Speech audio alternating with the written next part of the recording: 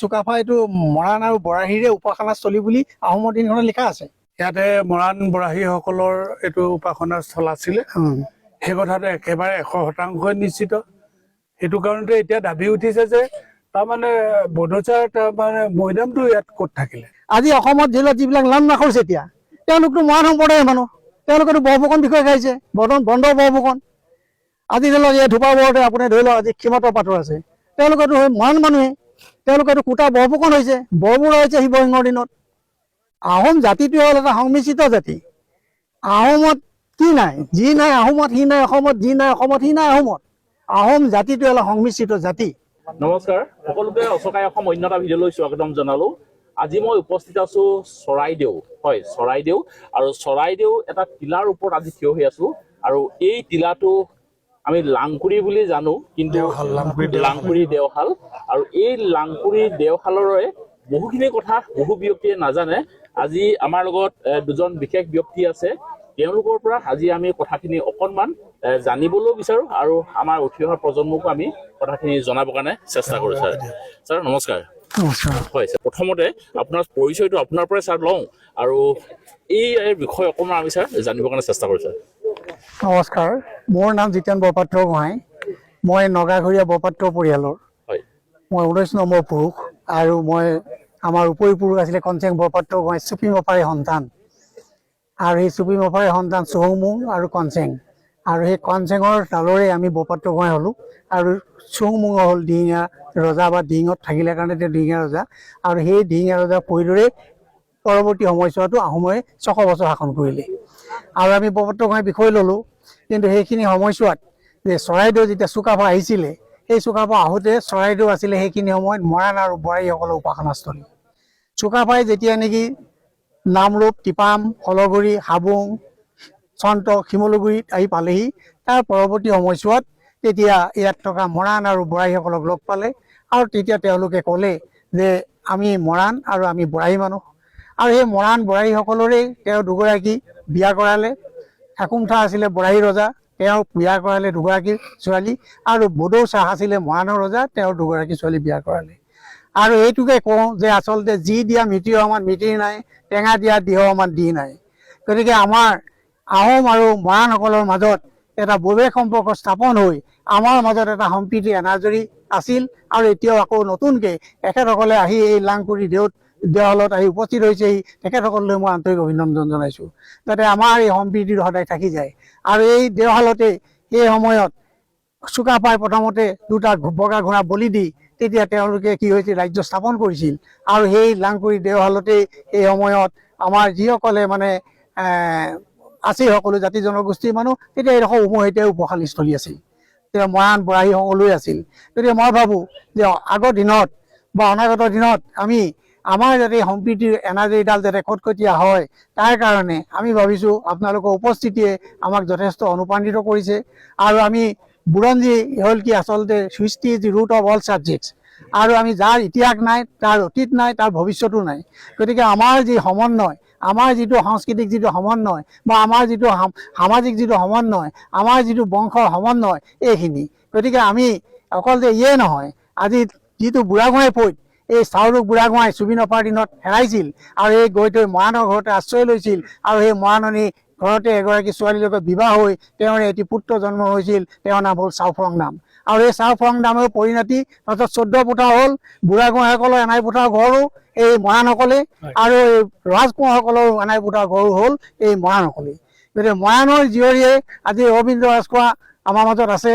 আমি ৰাজীৱ ৰাজখোৱা বুলিয়ে কওঁ, তেওঁ আলফাৰ ধামতহে তেওঁ ৰবীন্দ্ৰ ৰাজখোৱা আচলতে ৰাজকোঁৱৰ পৰিয়ালৰ, আৰু আমাৰ পুৰণা মিতিৰো হয়, সম্পৰ্কও হয়। গতিকে আমি ভাবোঁ যে আপোনালোকৰ এই উপস্থিতিয়ে অন্ততঃ মৰাণ আহোমৰ যিটো সম্পৰ্ক, ই সূদৃঢ় কৰাই নহয়, যে অসমৰ জাতি জনগোষ্ঠীৰ ক্ষেত্ৰত সকলোকে খিলঞ্জীয়া জাতি জনগোষ্ঠীৰ ক্ষেত্ৰত যাতে আপোনালোকে আৰু আহোমে সকলোৱে উমৈহতীয়া হৈ আমি যাতে আগবাঢ়ি গৈ আমি যাতে এখন শক্তিশালী অসম গঢ়িব পাৰোঁ, এই কথাখিনিকে ক'লোঁ। আৰু আশা ৰাখিছোঁ যে অনাগত দিনতো আপোনালোকে এইদৰে অন্ততঃ কেতিয়াবা কেতিয়াবা যেতিয়া সময় পায় অনুষ্ঠান পাতি আহি আমাক ইয়াত যাতে সেৱা পূজা কৰেহি, তাৰ কাৰণে মই আপোনালোকক ধন্যবাদ জনাইছোঁ। লগে লগে এই পদক্ষেপটোত যাতে জাউতিযুগীয়া হয় তাৰ প্ৰতিও মই আশা ৰাখিছোঁ। আকৌ হেদৰ শেষত আজি সকলোটি ৰাইজক আপোনালোকক ইয়াতে পাই মই উল্লেখিত হৈছোঁ এইকাৰণেই যে আমাৰ যেন পুনৰ আগৰ সম্পৰ্ক পুনৰ ঘূৰি আহিছে আৰু অতীত ভৱিষ্যতলৈ যাতে সম্পৰ্ক দৃঢ় হয় এই আশা ৰাখিছোঁ। আশা কৰোঁ যে আপোনালোকৰ আহোম মৰাণ বৰাহী কছাৰী যিমানেই হওক আমি সকলোৱে যাতে একগোট হৈ আমি অসমখন যাতে এখন শক্তিশালী অসম কৰিব পাৰোঁ তাৰ আশা ৰাখি মোৰ এই দুআষা সামৰণি মাৰিছোঁ। ধন্যবাদ। ধন্যবাদ ছাৰ। ইয়াতে মই এটা কথা আপোনাক আৰু এটা সুধিব বিচাৰোঁ ছাৰ, যিহেতু ধৰক আপুনি যিহেতু উল্লেখ কৰিছে যে আমাৰ আহোমসকল আৰু মৰাণসকল একেই, এতিয়া ককাই ভাই নহয় জানো?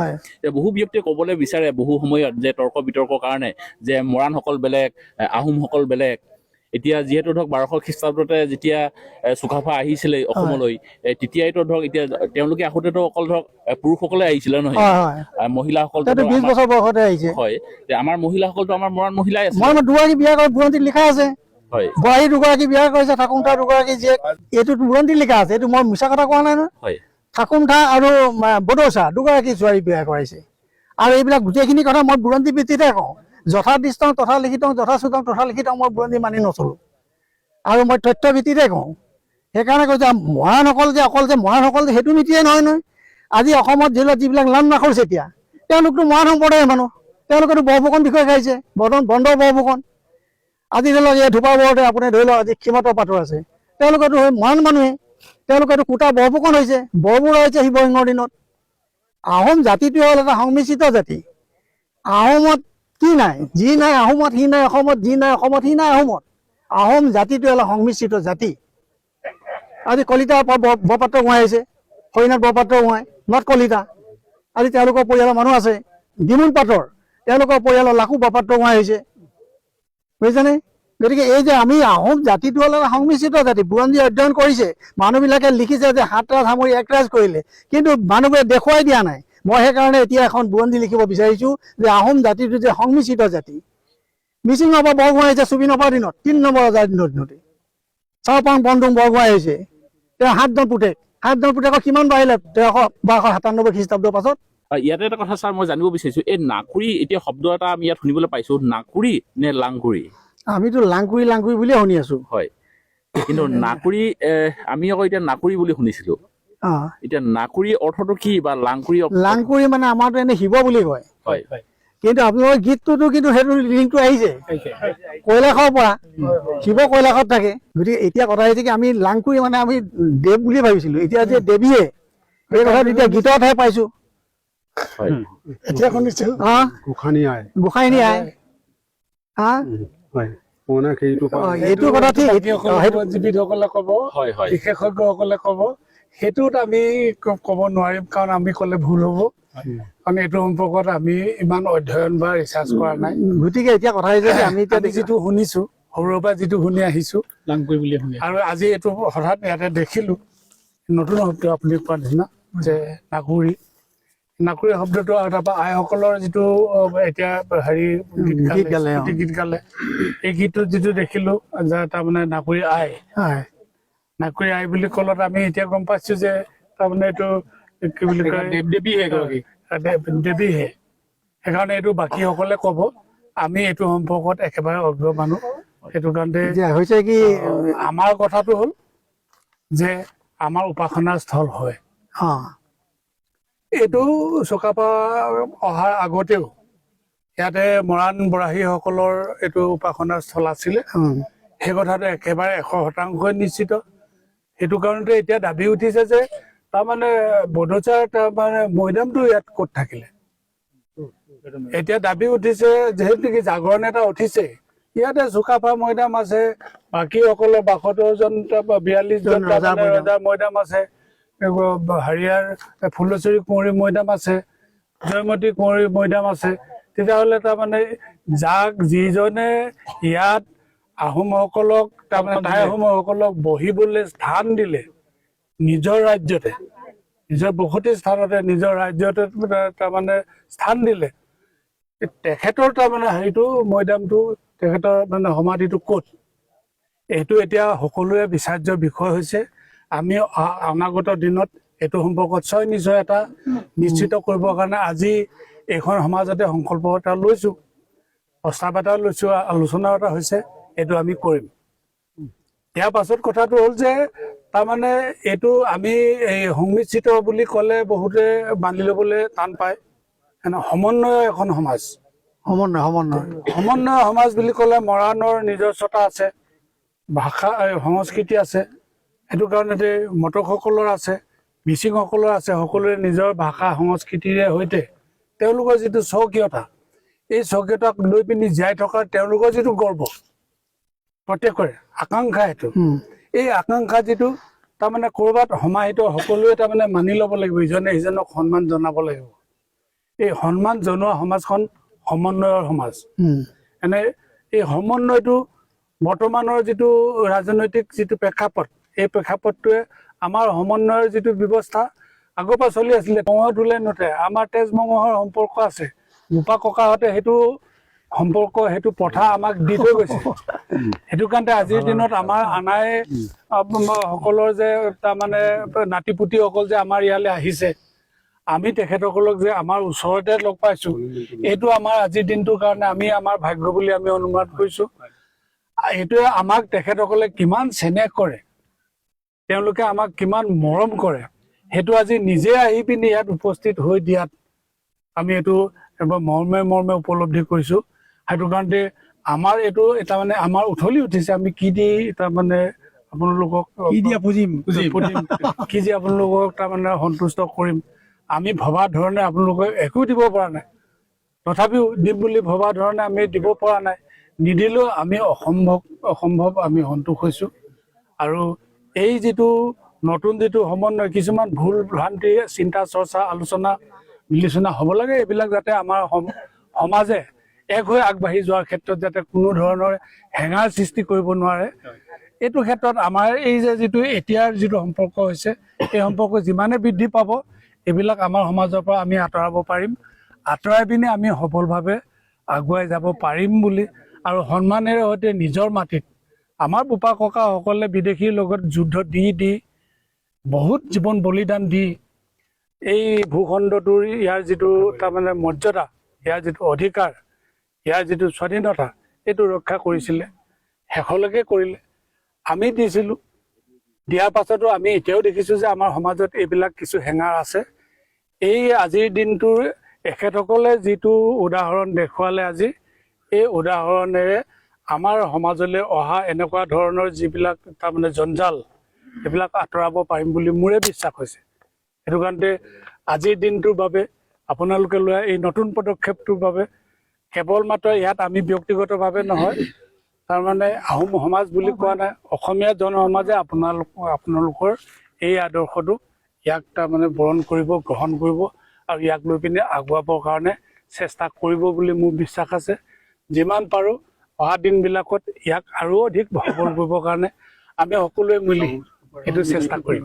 ছাৰ, মই শেষত আৰু এটা প্ৰশ্ন সুধিব বিচাৰিছোঁ। অলপ আগতে যিহেতু আমি আলোচনা কৰি থাকোঁতে কথা এষাৰ ওলাইছিলে যে এই চৰাইদেউ এই অঞ্চলটোত মৰাণৰ এটা সময়ত মৰাণসকলে বসবাস কৰিছিলে, বা যেতিয়া ধৰক আহোমসকলে ইয়ালৈ মৰাণ ৰাজ্য আছিলে। হয়, অকল চৰাইদেউটো নহয়, হয়, এই বৃহত্তৰ অঞ্চলটোৱে তাৰমানে এখন মৰাণ ৰাজ্য। হয়, তাৰ বিষয়ে ছাৰ অকণমান দুটামান কথা জানিব বিচাৰোঁ ছাৰ।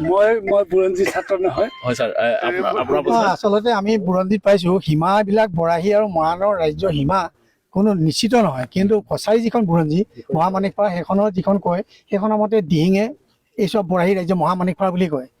কিন্তু এটা কথা ঠিক, ইয়াত আকৌ আহি পিনি চুকাফা এইটো মৰাণ আৰু বৰাহীৰে উপাসনাস্থলী বুলি আহোমৰ দিনখনত লিখা আছে। মৰাণ আৰু বৰাহী উপাসনাস্থলী লাংকুৰিতে তেওঁলোকে মানে থাকিবলৈ ভাল বুলি দিখৌৰ মাজত এইটো লিখা আছে। কিন্তু এই ঠাইডোখৰ মৰাণৰ নহয় বুলি আমি ক'ব নোৱাৰোঁ, কাৰণ সেইখিনি সময়ত ৰজাবিলাক ইমান ক্ষমতাশালী নাছিলে, সৰু সৰু গাঁও পাতি মানুহবিলাকে বাস কৰিছিলে।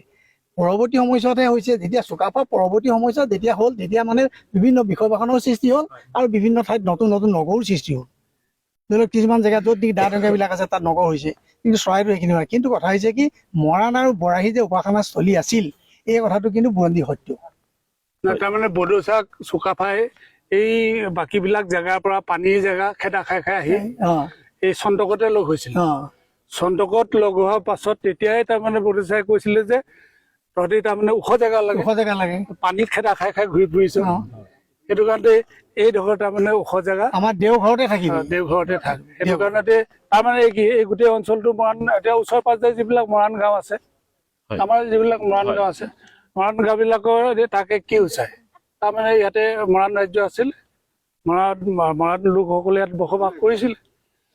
তাৰপিছত ইয়াত যিসকল আজি এই 4-5টা খাট আছে, এই পাহাৰটোৰ পৰা নামিয়ে এই গছিকলা খাট আছে, এঙাৰা খাট আছে, এই খাটকেইটাত যিসকলে খেতি কৰিছিলে, যিখিনি খেতি পুৰা খাই পিনি চুকাফাৰ সৈন্য বাহিনীয়ে তাৰমানে দেশ শাসন কৰিছিলে, এই খেতিয়কসকল কোন? এই মৰাণসকলে তেওঁলোকে খেতিয়ক লৈ পিনি অহা নাছিলে, তেওঁলোকে যুঁজি থাকোতে গৈছিলে। সেইটো কাৰণতে এই এতিয়াও যিসকল আছে, খাট, এঙাৰা খাট, বৰাখোৱা খাট, মই সেইকাৰণে বহুতে দাবী কৰে যে ইয়াত অকল টাই আহোমসকলে কৰিছিলে, সেইটো মই বিশ্বাস নকৰো।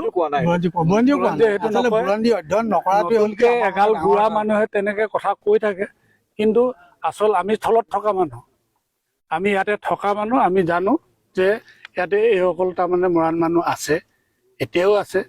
আমাৰে মানে বহুতৰে মিতিৰ হয়, যাওঁ আহো খাওঁ একেলগে বিয়া সভা সকলোৱে কৰোঁ। সেইটো কাৰণতে আমি জানো। আৰু এইটো বুৰঞ্জীত আমি সৰুৰে পৰা এইটো শুনি আহিছোঁ, দেখি আহিছোঁ যে চুকাফা আহি পিনি ইয়াত তাৰমানে মৰাণৰ ৰজাই তাৰমানে এই জেগাডোখৰ তেওঁলোক নিৰ্বাচন কৰি পিনি দিছিলে, ওখ জেগা। সেইটো কাৰণে ইয়াতে ৰাজধানীখন পাতিছিলে, যিখন ৰাজধানীত পাতি এখন অসম শাসন কৰি এখন সমন্বয় সমাজ গঢ়িছিলে। এই কথাটো আমি সৰুৰে পৰা শুনি আহিছোঁ, বুৰঞ্জী পঢ়ি পিনি নহয়, মুখৰ পৰাই শুনি আহিছোঁ। সেইটো কাৰণে আমাৰ বিশ্বাস যে এইটো অকল চৰাইদেউ এই লাংকুৰিটোৱে তাৰমানে মৰাণৰ অধিকৃত অঞ্চল নাছিলে, এইটো এই সমগ্ৰ অঞ্চলটো মৰাণসকল আৰু মৰাণৰ বৰাহীসকল আছিল। হয়, আজি বহুতখিনি কথা আজি এই লাংকুৰি দেওশাললৈ আহি গম পালোঁ, আৰু ইয়াৰ বিষয়ে চাগে আমি যিমান আলোচনা কৰিলেও শেষ নহ'ব। আৰু আপোনালোকেও যিসকলে ভিডিঅ'টো চাই আছে, আপোনালোকেও যদি ইয়াৰ বিষয়ে যদি আৰু তথ্য যদি জানে, আপোনালোকে কমেণ্টত লিখি দিব। আৰু আপোনালোকৰ দুইজনক একদম অশেষ ধন্যবাদ জনালোঁ আৰু ইমানখিনি সময় দিয়াৰ বাবে। লগতে মই এটা কথা কওঁ, আমাৰ চাউলুং চুকাফাৰ এই মানে 800 বছৰীয়া জয়ন্তীটো ক্ষেত্ৰত আমাৰ 2028 চন হ'ব, তাৰে আমাৰ সম্পাদক মাননীয় সম্পাদক জয়ন্ত পাটোৱাৰী আছে, তেখেতকো মই এই ক্ষেত্ৰত অকণমান হেৰি এটা কৰিবৰ কাৰণে অনুৰোধ জনালোঁ। হয় ছাৰ, আহক ছাৰ। আজি এই পবিত্ৰ স্থলত উপস্থিত হোৱা সকলো আই মাতৃসকল আৰু ইয়াত বিশিষ্ট ব্যক্তিসকলক, মৰাণ জনগোষ্ঠী 37টা বংশাৱলীৰ যিসকল ব্যক্তি আহি ইয়াত উপস্থিত হৈছে, আৰু মমাই ভাগিনৰ যিটো আজি ইয়াত সম্পৰ্কত আজি ইয়াত গোট খাইছেহি, সেইটো এটা সঁচাকৈ এটা বৰ স্মৰণীয় এটা দিন হৈছে থাকিব। মই নিজৰ চিনাকি দিব লাগিব, ককাইদেৱে মোক বুৰঞ্জীৰ বিষয়ে ককাইদেৱে উলিয়াই দিছে। আমাৰ লাকু বৰপাত্ৰ গোহাঁই পৰিণতি দেই, এইটো মই জয়ন্ত পাত্ৰ বুলিয়ে জানো, কিন্তু ককাইদেৱে গোটেইখিনি ক'লে যে তোমাৰ বংশটো আগতে মানে লাকু বৰপাত্ৰ গোহাঁই, মৰাণ মানুহৰ পৰা আমি লাকু বৰপাত্ৰ গোহাঁই হৈছে, সেইটো থালৰে মই মানুহ হয়। আমাৰ কিছুমানে বৰপাত্ৰ গোহাঁই লিখে, কিন্তু এতিয়া লাহে লাহে এইবিলাক গম পাইছো। আৰু আমি এটা কথা জানো যে 1228 আহি ইয়াত যেতিয়া এখন ৰাজ্য পাতিছিলে বা তেখেতলোকক ইয়াত এখন স্থান দিছিলে, আৰু সেই স্থানৰ পৰাই লাহে লাহে আগুৱাই গৈ সকলো জাতি জনগোষ্ঠীক লৈ এখন বৰ অসম ইয়াত গঠন কৰিছিলে। আৰু 600 বছৰ এটা মানে গৌৰৱোজ্জ্বল এটা মানে ৰাজতন্ত্ৰ ইয়াত চলাই গৈছিলে সকলো জাতি জনগোষ্ঠীক লৈ। এইটো কিন্তু কাকো অধিকাৰ কৰা নাছিলে, তেওঁলোকে সকলোকে মিলাই লৈ এখন ফেডাৰেল চিষ্টেমত এখন ৰাজ্য চলাইছিলে। কাৰোবাৰ লগত মিতি কৰিলে তেওঁ ৰাজ্য ক'লে তুমিয়ে চলাই থকা, তোমাক ৰাজ্যখন মোৰ নালাগে, আমি কিন্তু একেলগে থাকিম। কিন্তু শত্ৰুৱে যেতিয়া আক্ৰমণ কৰে তেতিয়া সকলোৱে মিলি তাত সকলো জাতি জনগোষ্ঠী মিলি অসমৰ এই ভূখণ্ডক ৰক্ষা কৰিছিলে। আৰু সেই দিনটো আহি 600 বছৰত 1826 চবেই কয় যে আহোমৰ বেলি মাৰ গ'ল। বেলি মাৰ যোৱা নাই, সেইটো এটা মানে ৰাজনৈতিক এটা বাউণ্ডেৰী সলনি হ'ল, কিন্তু যিটো তাৰ পৰম্পৰা আজিও চলি আছে, সেই পৰম্পৰা চলি থকাৰ কাৰণে আজি গোটেইখিনি ইয়াত আমি গোট খাইছোঁ। সেই পৰম্পৰাটো লাহে লাহে ক'লে গৈ আছে। 1828 আমাৰ 800 বছৰ পূৰ্ণ হ'ব 2028। 600 বছৰে গৈ গৈ 2028 হ'ব। আমি ইয়াত থকা সকলো ব্যক্তিয়ে আমি ভাবোঁ যে ভগৱানে ঠিকে ৰাখিলে আমি সেই 800 বছৰটো আমি পাম। গতিকে এই 800 বছৰত সকলো জাতি জনগোষ্ঠী মিলি আমি যাতে এটা সেই চুকাফাৰ যিখন বৰ অসম, চুকাফাৰ যিটো অসমীয়া মহাজাতি, সেইটোক লৈ যাতে আমি এটা ডাঙৰকৈ এটা স্মৰণ কৰিব পাৰোঁ, তাৰ কাৰণে আমি কাম কৰিছোঁ। তাৰে মই সম্পাদক হিচাপে আছোঁ। ইতিমধ্যে আমি হাদিৰা চকীত গৈ সেইদিনা অসম দিৱস পাতিছোঁ। মানুহে হাদিৰা চকী পাহৰি গ'ল। হাদিয়া চকীখনে আমাৰ অসমৰ ইয়াণ্ডাবুৰ সন্ধিৰ আগৰখন শেষৰখন যুদ্ধ 1822 চনত আৰু তাৰপিছত আৰু সেইখন আপোনাৰ ইয়াণ্ডাবু হ'ল ব্ৰিটিছৰ হাতলৈ গুচি গ'ল। আৰু আপুনি শুনি ভাল পাব যে এই হাদিয়া চকীতে চন্দ্ৰকান্ত সিংহৰ যি নাতিনী তেখেত এতিয়া গোৱালপাৰ লক্ষীপুৰত আছে, তেখেতো সেইদিনাখন আমাৰ ৰাজ অতিথি হিচাপে তাত আছিলেহি। আৰু সেই অঞ্চলত হাদিয়া চকীত গোটেই ব্যৱস্থাটো কৰি দিছিলে মুছলিম সম্প্ৰদায়ৰ মানুহে। আৰু সেইসকল সেই মোগলৰ ইয়াণ্ডাবু সন্ধিত যুদ্ধ কৰিবলৈ যোৱা আহোম ৰজাৰ লগত যোৱা যুদ্ধৰে তেওঁলোকে পৰিণতিসকল, তেওঁলোকে সেই জেগাডোখৰ এতিয়াও মানে সেই গৌৰৱটো ৰাখিছে। গতিকে আমি তালৈকেও আগবাঢ়ি যাব লাগে। আৰু সেইদিনাখন মই আপোনাৰ হাফলঙত গৈছোঁ, তাত জেমি নগাৰ তাত লগ পাইছোঁ, জেমি নগা আছে, কুকি আছে, আপোনালোকে ভালকৈ জানিব। সেই সকলোকো লৈ আমি যদি লগত লৈ নাযাওঁ, নহ'লে কি হ'ব, আমাৰ নিজৰ আগৰ জনগোষ্ঠীবিলাকক ভাগ কৰি কেইজনমান মানুহে নিজৰ মানে ভাৰতৰ বেলেগ এডোখৰ জেগাৰ পৰা আহি ইয়াত প্ৰতিষ্ঠিত কৰিবলৈ কাৰণে চেষ্টা কৰিছে। তাৰ কাৰণে আমি সকলোৱে মিলি যদি আগবাঢ়োঁ আৰু 2028 আমি একেলগে সকলো গোট খাওঁ, সেই আশা কৰি আমি আপোনালোকলৈ আহ্বান জনাইছোঁ। আৰু আমি ভাবোঁ এই কামখিনিত আমাৰ ককাইদেউ আছে, আমাৰ ৰাজকোঁৱৰ আছে, তেখেতলোকে আৰু আগুৱাই লৈ যাব পাৰিব। আমি কৰ্মী হিচাপে আমাৰ কাম হৈছে, আমাৰ সন্থাটোৰ কাম হৈছে গুলিটো আৰু বেজীটো সূতাডাল ভৰাই পেলাই গাঁঠি যোৱা। কাৰণ বেজীটোৱে অকল একো কৰিব নোৱাৰে, সূতাডালো একো কৰিব নোৱাৰে। কিন্তু যদি বেজীটোত আমি সূতাডাল ভৰাই কাপোৰ গুঠিবলৈ যাওঁ, এখন যথেষ্ট মজবুত হৈ পৰে। গতিকে আমাৰ কাম হৈছে সেইটো, সকলোৱে মিলি আমি সেইখিনি কৰিম, তাৰকে আশা কৰি আপোনালোকলৈ পুনৰ ধন্যবাদ জনাইছোঁ। আমাৰ চাউলুং চুকাফা বৰ অসম মহাজাতি 800 বছৰীয়া জয়ন্তী সকলোৰে হৈ মই আপোনালোকক এই ইংৰাজী নতুন বছৰটোত সকলোৰে স্বাস্থ্য ভালে ৰাখক, তাৰ কাৰণে আমাৰ উপৰিপুৰুষৰ পৰা আমি আশীৰ্বাদ বিচাৰি মই মোৰ বক্তব্য সামৰিছোঁ। ধন্যবাদ থাকিল সকলোকে, আপোনালোক সকলোকে ধন্যবাদ জনালো। আৰু ইয়ালৈ আজি আহি পেলাই বিশেষ এটা কথা গম পালো যে আহোমসকল আৰু মৰাণসকলৰ মাজত যে মোমাই ভাগিনৰ যে এটা সম্বন্ধ আছে বা সম্পৰ্ক আছে, এই বিষয়ে আজি আমি বহুতখিনি কথা গম পালো আৰু ৰাইজকো জনাবৰ কাৰণে আমি সক্ষম হলো বুলি ভাবিছো। আৰু ইয়াতকৈ সবিশেষ যদি আৰু কোনোবা ব্যক্তিয়ে যদি জানে, আপোনালোকে কমেণ্টত লিখি দিব বুলি আমি আশা কৰিলো। তো ভিডিঅ'টো আজি অকণমান তথ্য দিবৰ কাৰণে চেষ্টা কৰিছিলো, ভিডিঅ'টো কেনেকুৱা পালে জনাবৰ কাৰণে নাপাহৰিব। ভিডিঅ'টো আৰু বৰ বেছি দীঘল কৰি নাথাকো, আজি ভিডিঅ'টো ইয়াতে সামৰণি মাৰিছো। অন্য এটা ভিডিঅ'ত অতি সোনকালে লগ পোৱাৰ প্ৰতিশ্ৰুতি আজি এই ভিডিঅ'টোৰ পৰা বিদায় ললো। ধন্যবাদ থাকিল। জয় অসম।